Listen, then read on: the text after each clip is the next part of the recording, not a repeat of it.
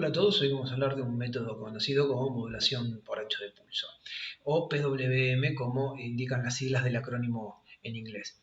Este método se utiliza sobre todo con integrados digitales cuando queremos tener una simulación a un comportamiento analógico. ¿A qué me refiero? Bueno, imaginemos que tenemos unos LED colocados y que queremos variar el brillo de los mismos. Por ejemplo, tenemos una clásica tira de LED y lo que queremos es cambiar la intensidad de la luz, es decir, que no solo pase del apagado al encendido, que sería un comportamiento digital. ¿Por qué? Porque el comportamiento digital sabemos que tiene únicamente dos estados, que son el alto, ¿sí?, o el bajo. Son únicamente mis dos estados posibles. Entonces, ¿cómo lograr con esto obtener más de dos estados? Y simular que tiene, como dije antes, un comportamiento analógico. La solución pasa por controlar estos dispositivos mediante una señal cuadrada de una frecuencia relativamente alta y cambiar el valor medio de la señal. Con eso voy a lograr diferentes niveles de brillo. Voy a lograr que entregue una mayor o menor cantidad de luz. Pero bueno, primero analicemos ¿a qué llamamos el valor medio de una señal? Si recordamos un poco la definición de valor medio, sabemos que es la media aritmética de los valores de una señal comprendidos en un periodo. Por lo tanto, lo voy a poder calcular de una forma muy sencilla, que es esto, el valor medio. Entonces sabemos que debería ser 1 sobre el periodo por la integral entre 0 y t de la función en cuestión que yo voy a utilizar por diferencial de x. Y nos vamos a concentrar y analizar en detalle esto. No, mentira, no nos voy a poner a hacer a resolver una integral, quédense tranquilos, vamos a resolverlo de una forma mucho más sencilla. Entonces, el valor medio de una señal, y pensándolo sobre todo para la señal cuadrada, lo podemos pensar simplemente como que es un promedio de los valores que toma la misma, ¿sí? Y en realidad el cálculo cuadrático es bastante sencillo, pero tenemos algo todavía mucho más sencillo, que es pensar en la interpretación gráfica que tiene. Acá tenemos tres señales. Fíjense que las tres señales tienen el mismo periodo. Podemos visualizar acá, el periodo es el mismo, ¿ven? Corresponde con esa línea que trazo para que vean que están todos con el mismo periodo y con la misma frecuencia. Y lo que vemos que cambia acá es la relación entre el nivel alto y el nivel bajo. Ven que no son de ciclos parejos, a eso me refiero. Ven, acá tengo mucho más alto que bajo. ¿Qué es lo que me determina el valor medio o cómo puedo interpretarlo gráficamente? Bueno, el valor medio, para que lo entiendan, se corresponde matemáticamente con el área encerrada bajo la curva. Es decir, esto que tenemos acá, que ya estaba sombreado y yo ahora estoy remarcando, si hago el cálculo me va a dar justamente lo mismo que esa área. Entonces ya a simple vista, si lo pienso de esta manera, puedo determinar cuál de estas señales tiene el mayor valor medio. Evidentemente me estoy refiriendo a la última. ¿Por qué? Porque es la que encierra más área. Vemos que esta es la que tiene un valor medio más grande, mientras que esta que está acá es la que va a tener el valor medio más chico, ¿sí? Porque es la que tiene justamente menor superficie encerrada. Ahora bien, ¿qué determina eso? Si yo tengo señales de diferente valor medio y nosotros conectamos, por ejemplo, lámparas o motores, vamos a ver que su comportamiento es distinto. Sin cambiar la tensión pico, yo voy cambiando el valor medio y si lo hago a una frecuencia lo suficientemente alta, esos elementos van a seguir excitados, pero van a cambiar su comportamiento. ¿En qué sentido? Si yo tengo un motor, el motor siempre va a estar girando, pero lo que va a hacer es girar a mayor o menor velocidad. Entre mayor valor medio tenga la señal, mayor velocidad. Y lo mismo va a pasar con las lámparas. Después podemos hablar de que no todas las lámparas trabajan así. Ahora estoy hablando específicamente de unas lámparas LED, o podrían ser las viejas lámparas incandescentes. Entonces, entre mayor valor medio tenga la señal, más brillo va a emitir esa lámpara. Para no hablar tanto de este valor, por suerte nosotros introducimos en electrónica un concepto que es más cómodo, que se trata del ciclo de trabajo. ¿Qué es el ciclo de trabajo de una señal? Bueno, se define de la siguiente manera. Volvemos a nuestro gráfico, ¿sí? Vemos que tengo ahí marcado, bien marcado acá lo que es el periodo. Y fíjense que tenemos por acá marcado esto que llamé TH porque es el tiempo del nivel alto. ¿Sí? Bueno, definimos entonces como ciclo de trabajo a la relación entre el nivel alto y el periodo. ¿Ven? Como tenemos marcado acá. Vamos a moverlo por ahí.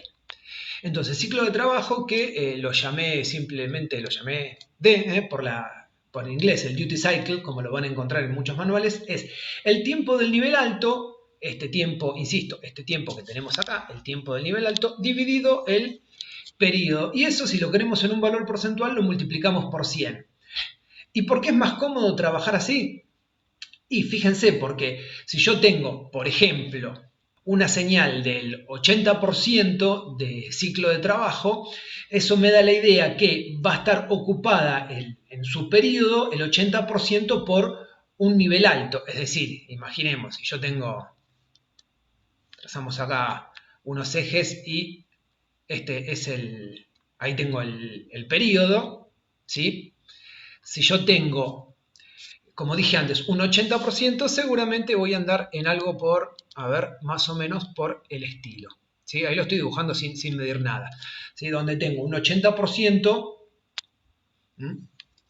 ocupado por el nivel alto. Entonces, si yo digo que tengo un ciclo de trabajo al 50%, sé que voy a tener mitad de nivel alto, mitad de nivel bajo. ¿De acuerdo? Si tengo un 20% de ciclo de trabajo, voy a tener 20% nada más que nivel alto y el resto de nivel bajo.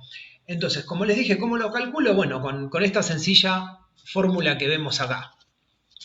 Hagamos un ejemplo entonces, supongamos que yo sé que tengo una señal con un tiempo de nivel alto de 10 milisegundos y un periodo total de 100 milisegundos. ¿Cuánto me va a dar el ciclo de trabajo? Bueno, voy a hacer esos 10 milisegundos sobre los 100 milisegundos que ocupa mi periodo o que tengo el ciclo multiplicado por 100. Sabemos que acá podemos zaracatanga cancelar esto con esto, cancelo esto con esto.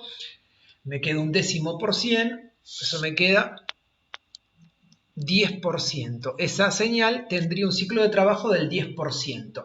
Y ya al saber eso, sin hacer las cuentas, yo ya me puedo imaginar que voy a tener una señal donde tiene un nivel alto muy cortito respondiendo a lo que es todo el periodo.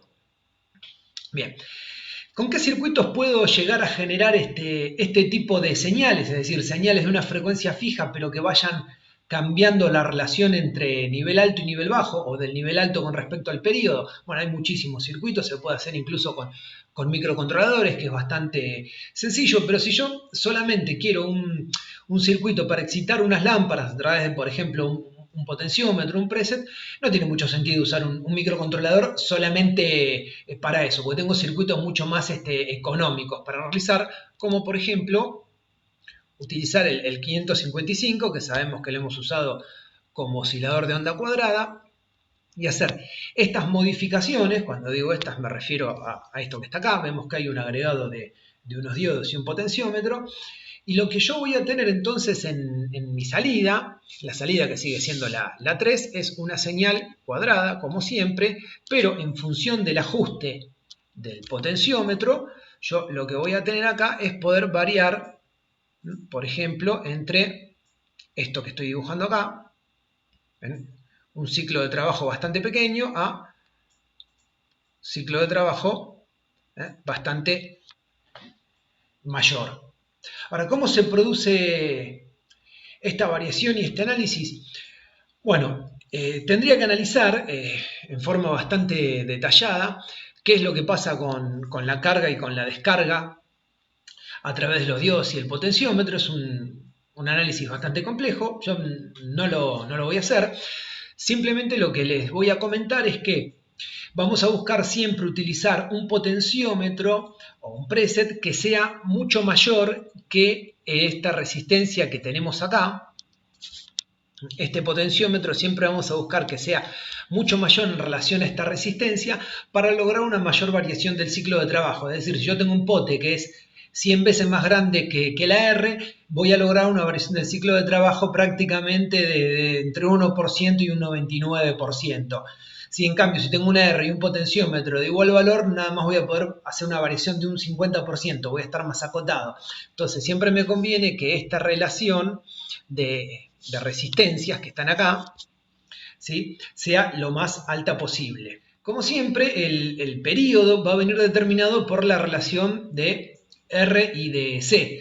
Pero la fórmula me va a cambiar un poco a la fórmula clásica que conocemos, porque al estar los diodos, esto hace que el circuito se vuelva mucho más dependiente de la tensión de alimentación. Entonces, según a qué alimente, según a qué tensión alimente, me va a introducir un factor variable. Vemos que la fórmula del periodo, la que tenemos acá, ¿sí?, que es la suma de las resistencias por la capacidad, está multiplicado por una constante que decidí llamarla K. Pero esa constante en realidad no es tal, sino que depende del valor de la tensión aplicada. Nosotros estamos acostumbrados a resolver este periodo con 0,639, ¿sí?, por R por C, que es la fórmula clásica, pero eso era antes de colocar los diodos, ¿no?, como se llama el timer clásico. Ahora esos diodos me van a generar este problema, y para calcular esa constante, bueno, no es tampoco es tan difícil, pero es un poco más elaborada, ¿sí? La constante va a depender de, como vemos acá, de BCC, de la tensión de alimentación, y de la caída típica de los diodos. Y tengo que resolver esa cuenta, que tampoco es tan complejo resolver un logaritmo neperiano, ¿sí? Pero si ustedes no quieren, no tienen ganas de resolver eso, les parece demasiado complicado, bueno, dejamos esta tablita donde ya he hecho algunos cálculos, y aproximadamente, obviamente es aproximado porque para cada valor de tensión yo debería hacer la cuenta, pero aproximadamente, si yo voy a trabajar entre 5 o 6 volts, K va a valer 1, o sea, la fórmula me va a quedar directamente como vemos acá, directamente la suma de las resistencias por el capacitor. Si voy a trabajar de 7 a 11 volts, ya acá vale 0,8, así que recurrimos obviamente a esa fórmula que está ahí. Y recién de 12 a 15 volts, el valor de K ya se empieza a parecer a lo que era la fórmula de antaño. Entonces, según el rango de tensión, la fórmula que voy a utilizar, ¿sí? Entonces, vamos a hacer un ejemplo, que ya está marcado acá. Imaginemos que yo quiero tener un circuito que controle el ancho de pulso de una señal de 1 kHz alimentado a 8 volts. Sí, bueno, lo que voy a tener que hacer primero es calcular el periodo. Sí, entonces, para el cálculo del periodo vamos a usar, obviamente, esto. El periodo sabemos que es la inversa de la frecuencia, no requiere mucho análisis eso. Luego, en función de eso, o bien calculo el valor de K o usan la tabla que les di. En este caso, si uso la tabla me daría esa fórmula, así que lo que voy a hacer es, al igual que siempre, despejar las resistencias y elegir un valor arbitrario de capacidad. ¿Ven? Aquí tengo despejadas las resistencias, elijo un valor arbitrario de capacidad, 10 nano, porque se me ocurrió 10 nano nada más, reemplazamos, como está acá, y resolvemos. ¿Qué me da? Que la relación de resistencias me da 125K. La relación de resistencias me refiero a la suma de la resistencia fija, ¿sí?, del circuito más el potenciómetro. Bueno, ¿cómo lo puedo resolver? Y bueno, tengo que tener en cuenta los valores comerciales de lo que puedo conseguir. Entonces, una forma de resolver esto sería usar para el potenciómetro un valor, de potenciómetro de 100 kiloohms. Siempre tratemos de que el potenciómetro, como dije antes, sea mucho más grande que la resistencia fija para poder obtener una buena variación de señal, ¿sí? Para poder ir, generalmente nunca puedo ir del 0 al 100% de ciclo de trabajo, pero bueno, si la mejor variación sería de 1 a 99, bueno, tener un margen cuando menos parecido. Y la resistencia obviamente me debería dar 25K, no es valor comercial 25K, pero bueno, la resistencia puedo decir, bueno, uso el valor comercial más cercano, que es 27K, o bien hago una serie, eso me gusta mucho más, la resistencia la hago con una serie de 10K, ¿sí?, más 15K, y ahí sí ya obtendría mis 25, ¿ven? La suma de estos dos que tengo acá, La suma de esos dos me dan los 125K, que era lo que había calculado. Entonces, con un capacitor de, como tengo acá, con 10 nano, un pote de 100K y dos resistencias para formar esto, tengo el circuito que me va a dar 1 kHz de frecuencia y que yo puedo lograr variar el ancho de pulso. Y al hacerlo, si conecto, por ejemplo, la lámpara LED o la tira LED de la que hablé al principio, lo que voy a tener es una variación de intensidad. Por si no me creen, ahora se los voy a mostrar. Bueno, acá podemos ver el circuito ya armado en protoboard. Tranquilos que no pasa nada raro con la cámara. ¿Ven? ¿Ven? Acá estoy yo. Y lo que vamos a ver es cómo controlar la intensidad de esta tirada de LED. Tengo el circuito armado y tengo acá el preset que voy a mover, ¿sí? Para darle, ¿ven?, mayor intensidad. Ahí lo estoy llevando al máximo, que ya encandila, ya en la cámara al menos sale toda una línea blanca. Ahí estoy en el máximo, y si giro hacia el otro lado, como voy cambiando el valor medio de la señal, ¿ven?, voy al mínimo. Ahí se ven apenas encendidos, ¿sí?, los LED. Bien, ahí desconecté la lámpara para que no me moleste ahora, para que no me estorbe, y podemos ver en el osciloscopio como tenemos el ciclo de trabajo. Y vamos a ver cómo varía justamente al girar el preset. ¿Ven? Ahí lo llevo a un mínimo. Fíjense lo que es en ese caso el valor, lo que sería el valor medio de la señal o el ciclo de trabajo. Apenas tengo un nivel alto muy chiquito frente a todo lo que es el periodo, ¿sí? La relación de alto periodo es muy baja. Podríamos contar la cuadrícula y determinar incluso cuánto es. Si voy girando el preset, voy a ver que aumenta el ancho del pulso alto, o sea que va a aumentar el ciclo de trabajo, y ahí es cuando yo voy obteniendo un mayor brillo, en este caso lámpara LED, pero en el elemento que yo conecté voy a tener mayor intensidad, ¿sí?, hasta llegar hasta el máximo, donde lo tengo al 100%. Pero como ven, con este circuito puedo obtener una modulación de ancho de pulso del 100% hasta prácticamente el 0. Bueno, ahí tengo un 1%, será. De forma muy sencilla, tenemos la variación del valor medio de la señal o del ciclo de trabajo. Bueno, espero que se haya entendido. Si hay alguna duda, ya saben cómo contactarme. Así que, bueno, será hasta la próxima.